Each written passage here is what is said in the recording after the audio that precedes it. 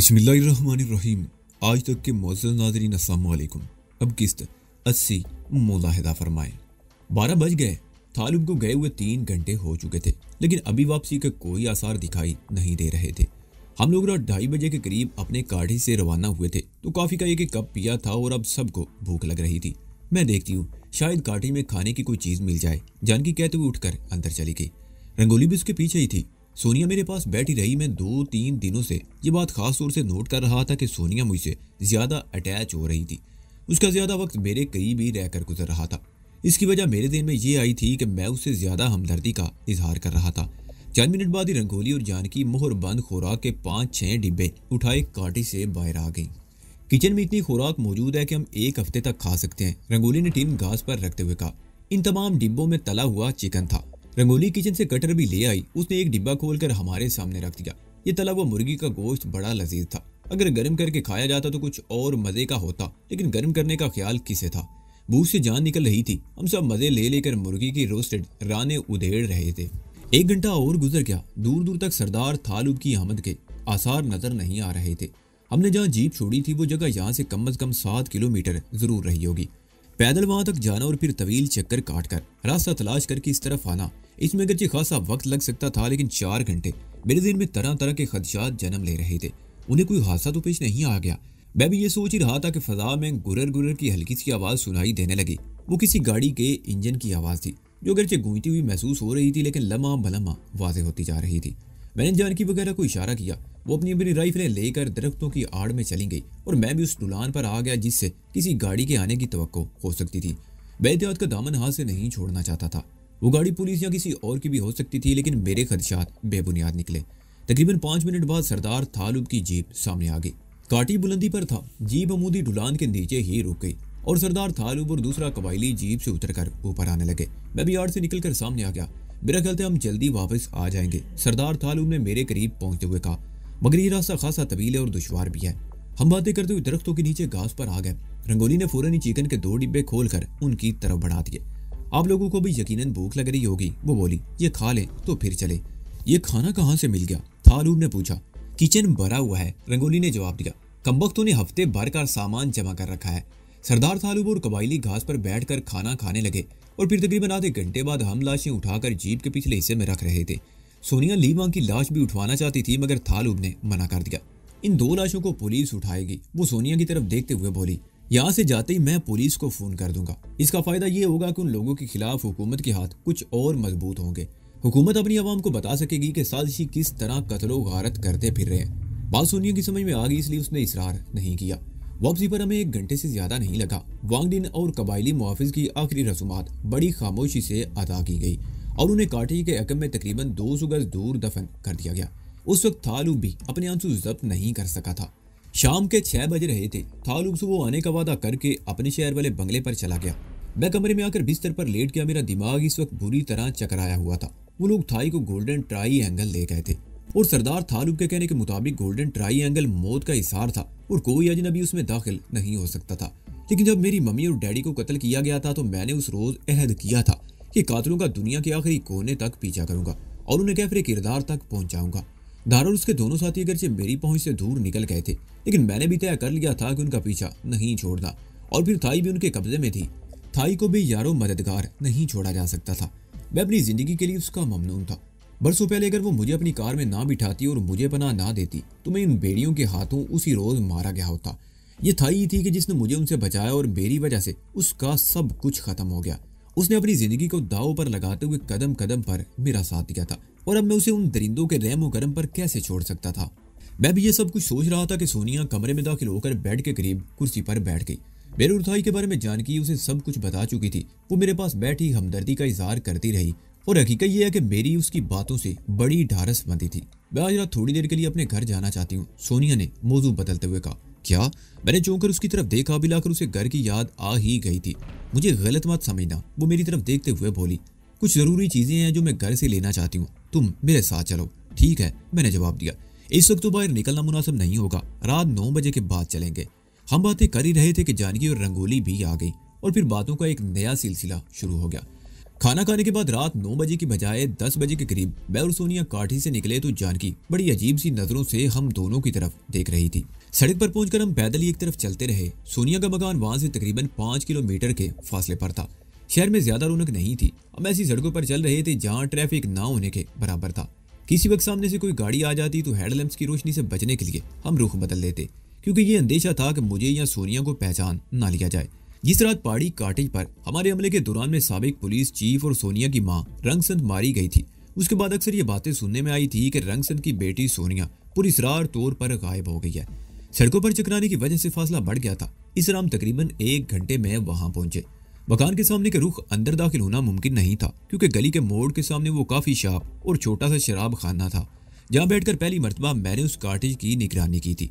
वो काफी शॉप और शराब खाना खुला हुआ था और सोनिया नहीं चाहती थी कि कोई उसे अपने काटेज में चोरों की तरह दाखिल होते हुए देख ले। हम एक तवील चक्कर काट कर पिछली गली में आ गए। इस गली में सन्नाटा था। सोनिया अपने काटेज के अगवी दरवाजे के करीब रुक गई और मेरी तरफ देखते हुए बोली, मुझे इस दीवार पर चढ़ने में मदद दो। मैं दीवार के साथ टेक लगाकर खड़ा हो गया और दोनों हाथों की उंगलियां आपस में फंसाकर प्याला सा बना लिया।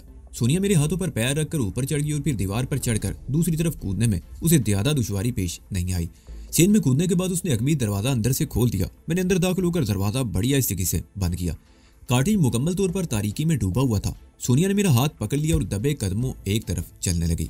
काटेज के दाईं तरफ एक गलियारा सा था जिसे सामने वाले रुख तक पहुंचा जा सकता था। वो एक जगह रुक गई और तारीकी में दीवार को टटोलने लगी। फिर छीन की हल्की सी आवाज सुनाई दी। कोई चीज नीचे पुख्ता फर्श पर गिरी थी। वो चाबियों का गुच्छा था। सोनिया ने झुककर फर्श पर टटोलते हुए चाबियों का वो गुच्छा उठा लिया और सरगोशियाना लहजे में बोली, चाबियों के एक सेट इस दीवार के एक ताकचे में छुपा कर रखा रहता है, ताकि मुझसे या मम्मी से अपनी चाबियां कहीं खो जाएं तो इन चाबियों से काम लिया जा सके।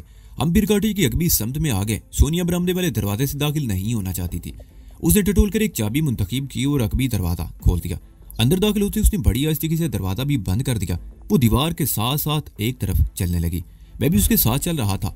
एक कमरे में दाखिल होकर सोनिया ने दरवाजा बंद कर दिया और दरवाजे के करीब ही दीवार टटोलते हुए एक स्विच ऑन कर दिया।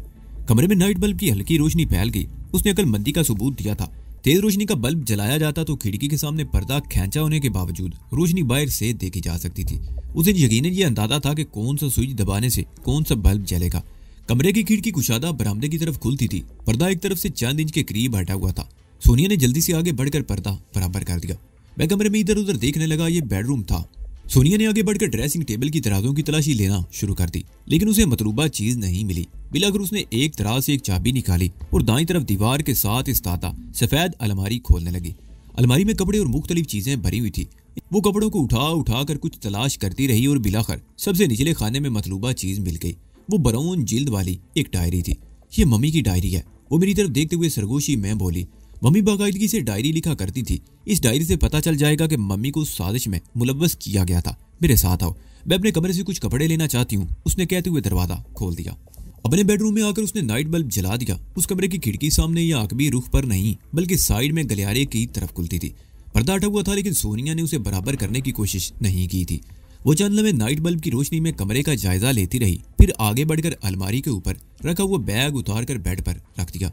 माँ की डायरी मेरे हवाले कर दी और अलमारी खोलकर उसमें से कपड़े निकाल कर बेड पर फेंकने लगी। हेलो। दरवाजे की तरफ से ये आवाज सुनकर हम दोनों उछल पड़े और फिर मुझे सीने में अपना सांस रुकता हुआ महसूस होने लगा। दरवाजे में एक पुलिस वाला खड़ा था और उसके हाथ में पकड़े हुए रिवॉल्वर का रुख हमारी तरफ था। नीलगो रोशनी की वजह से उसका चेहरा साफ नजर नहीं आया। गालबन वो भी हमारे चेहरों को साफ तौर पर नहीं देख पा रहा था। उसने एक हाथ से हमें रिवॉल्वर की जद पर लिए रखा और दूसरे हाथ से दीवार टटोल कर एक स्विच दबा दिया।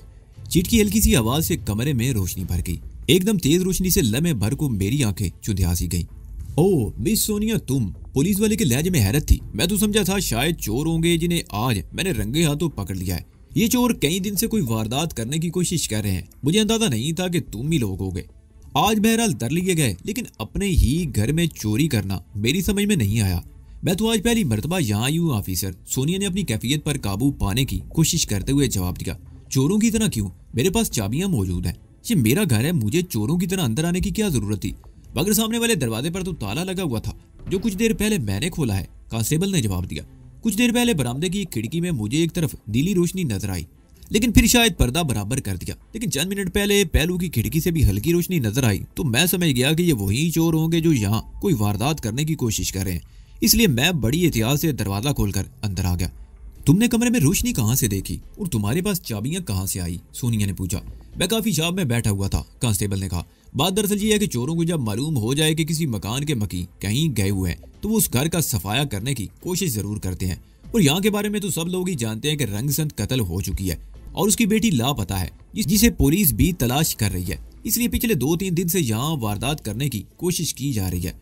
रात को इस मकान की निगरानी पर मेरी ड्यूटी होती है और मुझे मकान की चाबियां भी दे दी गई ताकि अगर कोई पिछले दरवाजे से अंदर घुसे तो मैं सामने से अंदर दाखिल होकर उसे रंगे हाथों पकड़ने की कोशिश करूं। बाय द वे, पुलिस को मेरी तलाश क्यों है ऑफिसर? सोनिया ने पूछा। पुलिस के नए चीफ का ख्याल है कि अपनी मां की तरह तुम भी बागियों से मिली हुई हो और साजिश का राज फाश हो जाने के बाद पकड़े जाने के खौफ से रोपोश हो गई हो। पुलिस चीफ तुमसे बहुत कुछ मालूम करना चाहता है। इसी साजिश के हवाले से कत्लो गारत अब भी जारी है। पुलिस चीफ सबसे पहले तुमसे ये मालूम करना चाहेगा कि तुम्हारे दूसरे साथी कहाँ हैं और ये, उसने रिवाल्वर से इशारा किया। पुलिस को मालूम हुआ है कि उन साजिशों में कोई इंडियन या पाकिस्तानी भी शामिल है और ये गालबन वही। नहीं ऑफिसर, सोनिया ने जवाब दिया। मेरा उस साजिश से कोई ताल्लुक नहीं और ना ही मेरी माँ गद्दार थी, उसे फंसाया गया था। अगर मेरा उस साजिश से कोई ताल्लुक होता तो मैं इस तरह बेधड़क अपने घर में ना आती। और ये, मैंने सोनिया को आंख से इशारा किया तो वो खामोश हो गई। ठीक है मिस सोनिया, कांस्टेबल बोला, ये सारी बातें तुम नए पुलिस चीफ को बताना, वो तुमसे मिलने के लिए बहुत बेचैन है। वो इधर उधर देखने लगा, फिर उसकी नजरें बेड साइड टेबल पर रखे हुए टेलीफोन पर टिक गई। ये फोन का एक्सटेंशन सेट था। चीफ इस वक्त घर पर होगा, हो सकता है वो सोने की तैयारी कर रहा हो, लेकिन जब उसे पता चलेगा कि मैंने तुम्हें यहाँ रोक रखा है तो बहुत खुश होगा और सारे काम छोड़कर भागा आएगा यहाँ। और तुम दोनों सुनो, अपनी जगह से हरकत मत करना। अगर तुम में से किसी ने कोई गड़बड़ करने की कोशिश की तो मैं बिलादरी गोली मार दूंगा। वो मुहतात अंदाज में बेड साइड टेबल की तरफ बढ़ने लगा। उसके दीदे सर्च लाइट की तरह घूम रहे थे, कभी वो मेरी तरफ देखता और कभी सोनिया की तरफ। दीदों के साथ उसके रिवॉल्वर की नाल भी हरकत कर रही थी। बेड साइड टेबल तक पहुंचने के लिए उसे मेरे करीब से गुजरना था। उसने रिवॉल्वर को हरकत देते हुए मुझे पीछे हटने का इशारा किया। मैं एक कदम पीछे हटा और कांस्टेबल ने जैसे ही आगे कदम बढ़ाया, मेरी एक टांग और डायरी वाला हाथ बैक वक्त हरकत में आ गया। डायरी उसके रिवॉल्वर वाले हाथ पर लगी और मेरे पैर की ठोकर उसकी पिंडली पर। डायरी लगने से उसकी उंगली को झटका लगा और रिवॉल्वर का ट्रैगर दब गया। गोली अलमारी के ऊपर छत के करीब दीवार में लगी। दूसरी बात यह हुई कि पिंडली पर मेरे पैर की ठोकर से वो चीख उठा और एक पैर पर नाचने लगा। रिवॉल्वर अब भी उसके हाथ में था। मैंने डायरी बेड पर फेंक दी और कांस्टेबल पर छलांग लगा दी। मैंने दोनों हाथों से उसकी रिवॉल्वर वाली कलाई पकड़कर मरोड़ दी। एक और फायर हुआ। इस मर्तबा रिवॉल्वर का रुख नीचे की तरफ था। गोली कालीन पर लगी। मैंने उसकी कलाई मरोड़ते हुए उसकी टांगों के बीच में घुटने से ठोकर भी लगा दी। वो बिलबिलाता हुआ दौरा हो गया। रिवॉल्वर उसके हाथ से छूटकर नीचे गिर गया। मैंने घुटने की एक और ठोकर उसके झुके हुए चेहरे पर लगाई। वो एक बार फिर चीख उठा। इस मर्तबा वो सीधा हो गया। सोनिया, मैं चीखा, ये डायरी उठा लो और जो चीजें लेनी है बैग में ठोंसो, जल्दी करो। मैंने कांस्टेबल को दबोच कर कालीन पर गिरा लिया और उसकी पुश्त पर सवार हो गया। दूसरी तरफ कालीन पर पड़ा हुआ रिवॉल्वर मेरी दस्तरस में था। मैं अगर चाहता तो रिवॉल्वर उठाकर गोली उसकी खोपड़ी में महफूज कर देता, लेकिन मैं किसी बेगुनाह के खून से हाथ नहीं रंगना चाहता था। मैं दोनों हाथों से उसे दबोचे हुए था। फिर मैंने एक हाथ उसकी गर्दन पर डाल दिया। शायद मैं पहले भी बता चुका हूं कि इंसानी जिस्म में कम अज कम 40 ऐसे प्रेशर पॉइंट्स होते हैं जिन पर हल्की सी जरब या दबाव भी उसे बेबस कर देता है। अगर जरब जोरदार लगे तो उसकी जिंदगी का चिराग गुल भी हो सकता है। मैं कान के पीछे गर्दन पर उसकी एक नस को अंगूठे से मसल रहा था। 30 सेकंड से भी कम वक्फे में उसके हाथ पैर ढीले पड़ गए। अगले 10 सेकंड में वो मुकम्मल तौर पर बेहोश हो चुका था। मैंने कांस्टेबल को छोड़कर सोनिया की तरफ देखा। वो डायरी बैग में रख चुकी थी और कपड़े जल्दी जल्दी बैग में ठोंस रही थी। इस घाटी में 2 गोलियां चली थी। कांस्टेबल मार खाकर चीखा भी था। मुझे अंदेशा था कि गोलियों की आवाज रात के सन्नाटे में दूर तक सुनी गई होगी। इससे पहले वो कांस्टेबल सामने वाले काफी हाउस में बैठा हुआ था। वो कई रोज से यहाँ रात की ड्यूटी दे रहा था।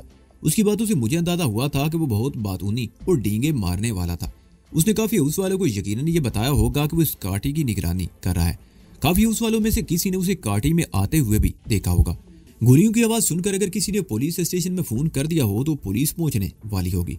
मैंने सोनिया को इशारा किया। उसने आखिरी कपड़ा बैग में ठोंस कर जिप बंद की और बैग उठाकर दरवाजे की तरफ लपकी। मैंने भी कमरे से निकलने में अपनी हिप पॉकेट से अपना पिस्तौल निकाल लिया था। अभी हम राजदारी ही में थे कि दूर कहीं से पुलिस साइरन की आवाज सुनाई थी। मेरा अंदाजा दुरुस्त निकला था। किसी ने पुलिस को इतला दे दी थी और पुलिस हस्बे दस्तूर बैंड बजाते हुए आ रही थी। हम अगबी दरवाजे की तरफ लपके हाल कमरे से गुजरते हुए मैं एक कुर्सी से टकरा गया। कुर्सी उलट गई। मेरे घुटने पर चोट लगी। मेरे मुंह से करा खारिज हुई और मैं लंगड़ाता हुआ सोनिया के पीछे अकबी दरवाजे की तरफ लपका। गली में निकलकर सोनिया ने दरवाजे में बाहर से बोर्ड लगा दिया। हम दोनों तेजी से गली में एक तरफ चलने लगे। तकरीबन 50 गज आगे जाकर हम दूसरी गली में मुड़ गए और तकरीबन उसी वक्त पुलिस की गाड़ी गालिबन सोनिया के मकान के सामने रुकी, क्योंकि उस वक्त सायरन भी बंद हो गया था। मेरा ख्याल था कि पुलिस को बंगले में दाखिल होने और सूरत को समझने में 5-7 मिनट जरूर लगेंगे और इसी दौरान में हम ज्यादा से ज्यादा दूर निकल जाना चाहते थे। मैं सोनिया का हाथ पकड़कर दौड़ने लगा। सोनिया ने बैग गले में लटका लिया और एक हाथ से उसका स्ट्रैप थाम रखा था। हम गलियों से निकलकर सड़क पर आ गए और उसी वक्त हम एक गाड़ी के हेडलैम्प्स की रोशनी में नहा गए। बाईं तरफ से आने वाली उस गाड़ी की रफ्तार खासी तेज थी। हम मुड़कर तेजी से दौड़ने लगे। मेरे ख्याल में वो पुलिस की गाड़ी थी।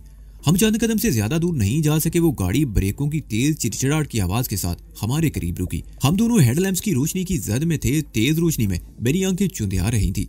सोनिया की गाड़ी से निकलकर गली में आते ही मैंने पिस्तौल जीन्स की हिप पॉकेट में रख लिया था और अब हम जिस नोयत की सूरत से दो चार थे, इसमें पिस्तौल का इस्तेमाल खतरनाक हो सकता था। मेरी गोली के जवाब में किसी ऑटोमेटिक राइफल का पूरा ब्रेस्ट हमारे जिस्म को चिल नहीं कर सकता था, लेकिन उसके बावजूद मेरा एक हाथ गैर महसूस अंदाज में मुड़कर हिप पॉकेट की तरफ जा रहा था।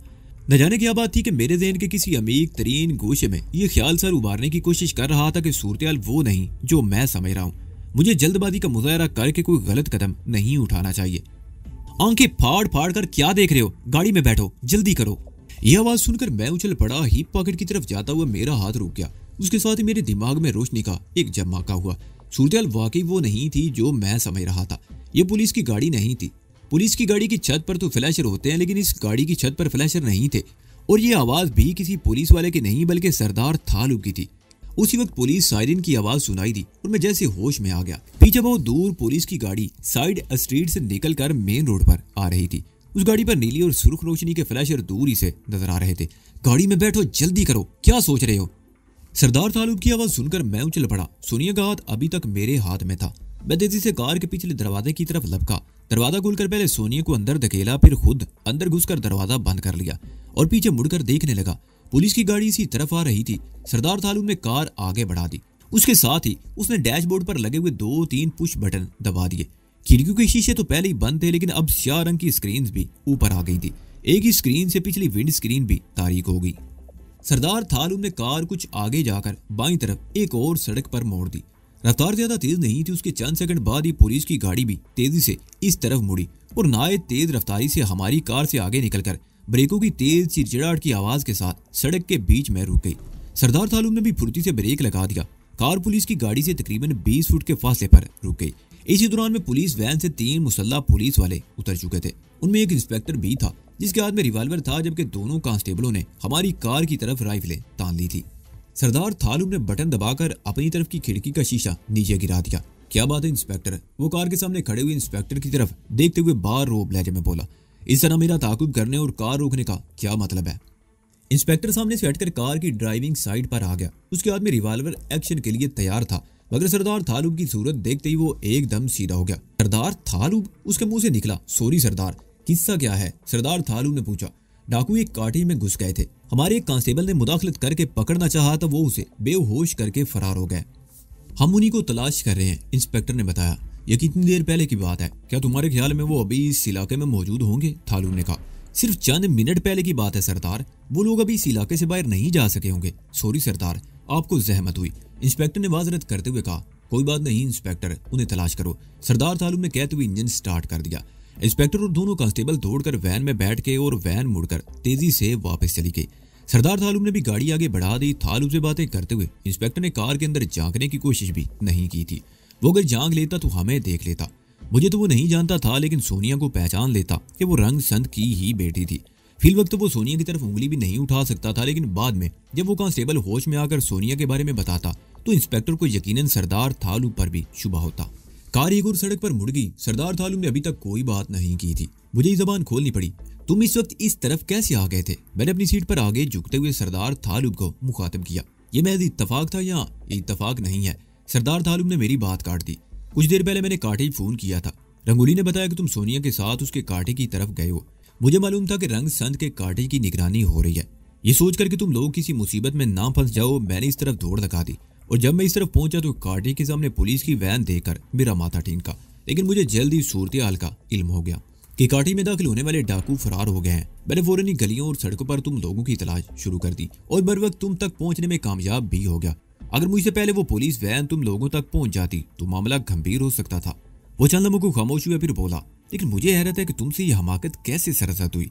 मैं इसे वाकई हमाकत ही कहूंगा। मैंने अपनी गलती का एतराफ करते हुए कहा, रंगसंत एक बड़ी साजिश में मुलव्वस थी। मुझे अंदाजा होना चाहिए था कि उसकी काठी की निगरानी हो रही होगी और शहर में ये अफवाहें भी गर्दिश कर रही हैं कि रंगसंत की बेटी सोनिया भी उस साजिश में शरीक थी जो पकड़े जाने के खौफ से रोपोश हो चुकी है। ऐसी बातें तुमने भी सुनी होंगी। अगर सोनिया काठी में पकड़ी जाती तो गड़बड़ हो सकती थी, सरदार थालुब ने कहा। लेकिन हम साबित कर सकते हैं कि सोनिया इस साजिश में शरीक नहीं थी। मैंने कहा, साबित तो बाद में किया जाता, लेकिन उस वक्त तक पुलिस सोनिया का जो असर कर चुकी होती उसका तुम अंदाजा नहीं लगा सकते, सरदार थालुब ने कहा। उस कांस्टेबल ने सोनिया को पहचान लिया था जिसे बाद में तुम लोगों ने बेहोश कर दिया था। होश में आने के बाद वो बताएगा कि चोरों की तरह काठी में दाखिल होने वाली सोनिया थी, तो उस पर किए जाने वाले शुबे को तकवीयत मिलेगी। हाँ ये बात तो है, मैंने सारी लाया, लेकिन हालात हमेशा तो ऐसे नहीं रहेंगे। हकीकत तो सामने आ ही जाएगी कि सोनिया बेगुनाह है। अब यही तो देखना है कि ऊंट किस करवट बैठता है, सरदार थालुब ने कहा। कार मुख्तलिफ सड़कों पर घूमती हुई काठी वाली सड़क पर आ गई। इस वक्त 12:30 बजने वाले थे। सरदार थालुब हमें छोड़कर फौरन ही वापस चला गया। सोनिया रास्ते भर खामोश रही। काठी में आने के बाद भी थालुब की मौजूदगी में उसने जबान नहीं खोली। उसके चेहरे से अंदाजा लगाया जा सकता था कि उसने सरदार की डांट का खासा असर लिया था।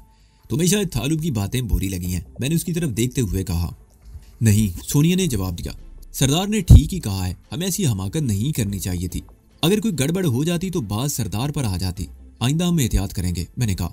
गलती मेरी थी, मुझे ही सोचना चाहिए था कि उस तरफ जाना मुनासिब होगा या नहीं। बहरहाल भूल जाओ अब इस बात को, मैंने ये कहते हुए हल्के से उसका गाल थपथपा दिया। सोनिया ने अजीब सी नजरों से मेरी तरफ देखा और वो बैग उठाकर अपने कमरे में चली गई। जानकी सामने वाले सोफे पर बैठी मुझे घूर रही थी। सोनिया का गाल थपथपाना उसे अच्छा नहीं लगा था। बड़े मेहरबान हो रहे उस पर, जानकी के लहजे में हल्का सा तंज था। सोनिया अच्छी लड़की है, मासूम, और वो यकीनन अच्छी है। जानकी ने मेरी बात काट दी। मुझसे ज्यादा हसीन और जवान है, और उसकी मासूमियत मैं 2-4 दिन से देख रही हूँ, वो हर वक्त तुम्हारे साथ चिपकी रहती है।